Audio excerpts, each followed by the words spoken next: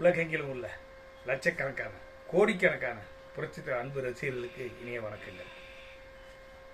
மனித புனிதர் ஏழை எளிய மாணவர்களை ஆயிரக்கணக்கில் மாணவர்களை IPS IAS மாற்றிய புரட்சி தலைவரின் வாரிசுன்னு கூட சொல்லலாம்.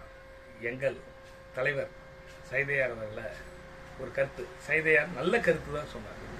அனைத்து இந்திய அண்ணா திராவிட முன்னேற்ற கழகம் பிரிஞ்சு கிடக்குது, எல்லாம் ஒற்றுமையோடு இருந்து பிஜேபியோட கூட்டு சேர்ந்தால் வெற்றி நிச்சயம்னார். இதில் என்ன தப்புன்னு எனக்கு ஒன்றும் தெரியல. கெஸ்ட் ரோலாக வந்துட்டு போகிறாருன்னு எடப்பாடியார் அவர்கள் சொல்லியிருக்காங்க. இது மனசு ரொம்ப வேதனையாக இருக்கு.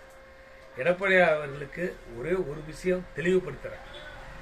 நீங்கள் ஒன்றும் முதலமைச்சராக மக்கள் செல்வாக்கில் நீங்கள் வரல, அதை புரிஞ்சுக்க. யாரால் நீங்கள் வந்தீங்கிறத நான் இன்னும் சொல்ல வேண்டிய அவசியம் இல்லை.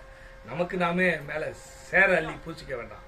சைதையாரை பற்றி பேசும்போது கொஞ்சம் யோசனை பண்ணுங்க. சைதையார் சாதாரண மனிதர் நினச்சிக்காதீங்க. அவருக்கு பின்னாடி கோடிக்கணக்கான புரட்சி தலைவருடைய ரசிகர்கள் பக்தர்கள் இருக்காங்க. என்ன செஞ்சாருன்னு கேட்குறீங்க. கட்சிக்கு அவர் என்ன செய்யலை? முதல் மேயர், அனைத்து இந்த அண்ணா திராவிட முன்னேற்ற கழகத்துடைய முதல் மேயர், சென்னை மாநகர ஆட்சி மேயர். ஏன் இப்படி நடந்துக்கிறீங்கன்னு தெரியல. நல்லவங்களெல்லாம் ஒதுக்கிட்டு வாழ்நாள் பூரா நீங்கள் என்னத்தை பெரிய சாய்ச்சிட்டு போகிறீங்க. இன்னைக்கு வரைக்கும் ஒரு எலெக்ஷன்லையும் ஜெயிக்கலை.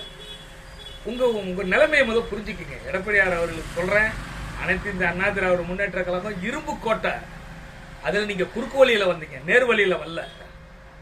நீங்கள் பணம் கொடுத்து தான் பொதுக்குழு உறுப்பினர்கிட்ட நீங்கள் வாங்கினீங்கிறதெல்லாம் இம்மில்ல தான். பேசுனா சேரு அசிங்கம்.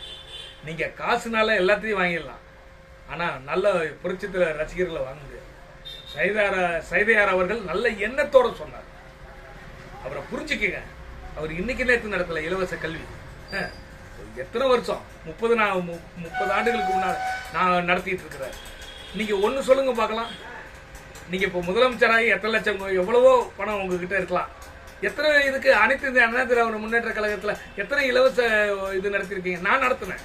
2002 2007 வரைக்கும் புரட்சி தலைவர் அம்மா இலவச தையல் பயிற்சி மையம்னு நடத்தி 1100 ஏழை பெண்கள் படிச்சுட்டு போனாங்க.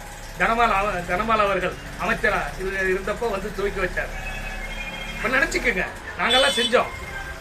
நான் சைதையாரெல்லாம் நாங்கள்லாம் தலைவராக ஏற்றிருக்கோம்னா சாதாரண விஷயம் இல்லை. தயவு செய்து சைதையாரை பற்றி பேசும்போது கொஞ்சம் மனசில் நினைங்க. நல்ல மனிதர் அவர், மனித புனிதர், மனிதநேய காவலர். தயவு செய்து அவர் சொன்ன கருத்துக்கு மாற்று கருத்து இல்லாமல் நல்ல வழியில் ஒன்றுபட்டால் உண்டு வாழ்வுன்னு சொன்ன தத்துவத்தில் புரட்சி தலைவருடைய பேரை கொஞ்ச நாச்சு காப்பாற்றுங்க. அனைவருக்கும் வணக்கம்.